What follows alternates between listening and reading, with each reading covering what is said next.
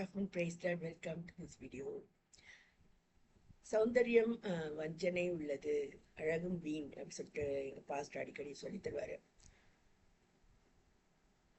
நினப்பு தான் பொழப்ப கெடுக்குது அப்படின்னு கூட நம்ம காலேஜஸ்ல ஸ்கூல்ல எல்லாம் நாங்கள் சொல்வோம்.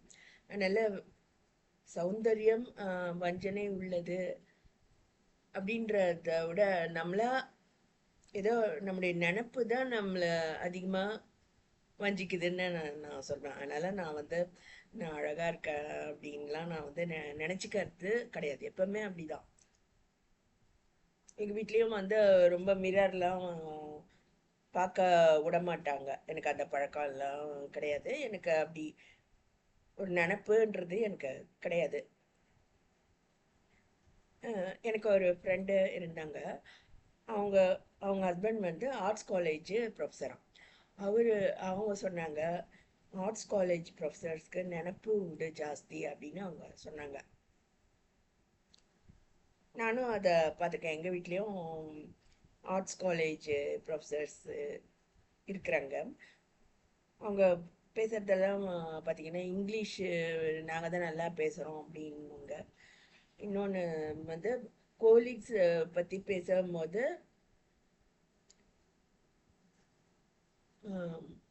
மோசமாக பேசுவாங்க. அவங்க ஒய்ஃபை பற்றி பேசினாலும் மோசமாக பேசுவாங்க. இது நான் பல வீடியோஸில் நான் சொல்லியிருக்கேன். இது எங்களுடைய இன்னொரு பாஸ்டரும் அதை சொல்லியிருக்காரு. நம்ம கிறிஸ்தவங்களா நம்ம ஜெபிக்காதவங்களா இருந்தாக்கா prayerlessness is indecency on the part of a Christian believer அப்படின்னு அடிக்கடி சொல்லுவார். நம்ம அதனுடைய முக்கியத்துவத்தை நம்ம உணர்றது கிடையாது. ஆனால் அது ரொம்ப ரொம்ப உண்மை. ஸோ இந்த காலங்களில் பார்த்தீங்கன்னா வெளிநாட்டில் தான் கூட இல்லை, நம்ம நாட்டிலே கூட மாரி லேடிஸ் படித்து முன்னுக்கு வர்றது நிறைய பேருக்கு பிடிக்கிறதில்ல. அரசாங்கத்தில் இருக்கவங்களுக்கு கூட பிடிக்கிறதில்ல. அவங்க வீட்டுக்கே திரும்ப போயிடணும் அப்படின்லாம் சொல்கிறவங்க இருக்காங்க. அதேமாரி வழக்கொழிந்து போன திட்டங்கள் அதாவது தேவதாசி முறை அது மாதிரிலாம் அதெல்லாம் திரும்ப வரணும் அப்படின்ட்டு பேசுகிறவங்களும் இருக்காங்க. அதோட அதுமாரி ஒய்ஃப் அழகாக இல்லை, அல்லது என்னுடைய ஒய்ஃப் என்னுடைய படிப்புக்கு ஏற்ற மாதிரி அவங்களுடைய இது இல்லை, அவங்களுடைய அறிவு வளர்ச்சி இல்லை, அதனால் விருப்பப்பட்ட ஒய்ஃப் கூட நாங்கள் போகிறதுக்கு எங்களுக்கு அனுமதி வேணும் அப்படின்ற மாதிரி போராட்டங்கள், ஒய்ஃப் எக்ஸ்சேஞ்ச் ப்ரோக்ராம்ஸ் அப்படி வெளிநாட்டில் இருக்கிறது போல் நம்ம நாட்டிலையும் வரணும் அப்படின்லாம் சொல்கிறவங்க இருக்காங்க. அது போல் இது ஏன் சொல்ல வரேன்னா நினப்பு தான் பொழப்ப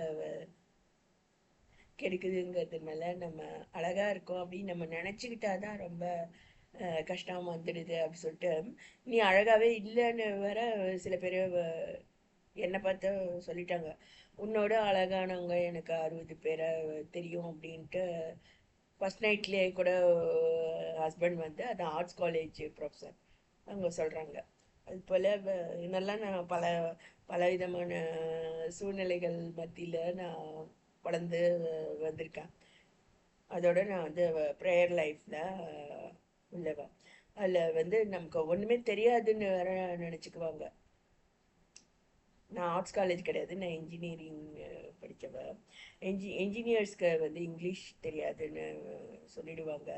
அதோட நான் பிலீவராக இருக்கிறதுனால பிலீவர்ஸ்க்கு உலக பிரகாரமான நாலேஜ் கிடையாது. நியூஸ் பேப்பர்லாம் லேடிஸ்க்கு வாசிக்க தெரியாது அப்படி சொல்கிறவங்க இருக்காங்க.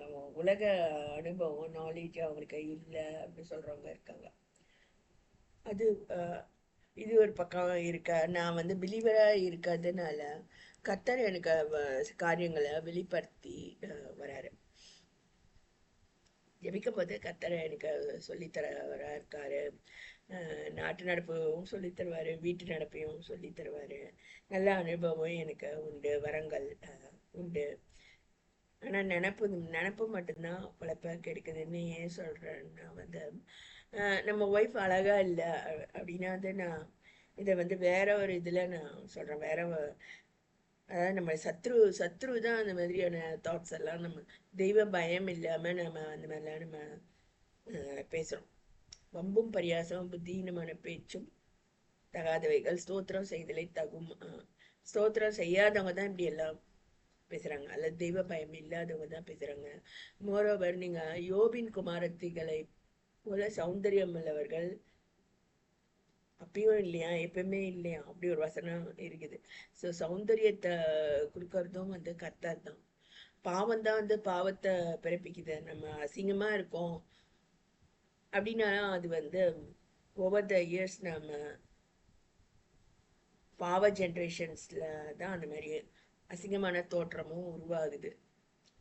ஏன்னா அந்த வசனம் அப்படிதான் சொல்லுது. யோபின் குமாரத்திகள் வந்து அதிக சௌந்தரியம் உள்ளவர்களா கத்தர் அவனுக்கு அவ்வளோ சோதனைக்கு அப்புறம் அவனுக்கு கொடுத்தாரு அப்படின்னு சொல்லலாம். ஸோ என்னுடைய வீட்டில் நான் அழகா இல்லை அப்படின்னு சொன்னதுக்கு காரணமும் வந்து இது மாதிரி ஏதோ சோதனை, அதோட வந்து சத்ருவின் போராட்டம் தான்.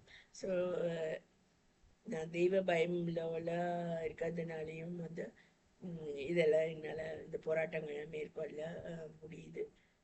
மற்றவங்கள அழகு இல்லை அப்படின்னு சொல்றதுக்கு முன்னாடி மிரர் நம்மளை பார்த்து என்ன சொல்லுதுன்றத நம்ம பார்க்க வேண்டி அவசியமா இருக்கு. ஸோ நினப்பு தான் எப்பவுமே அந்த பொழப்ப கெடுக்குது.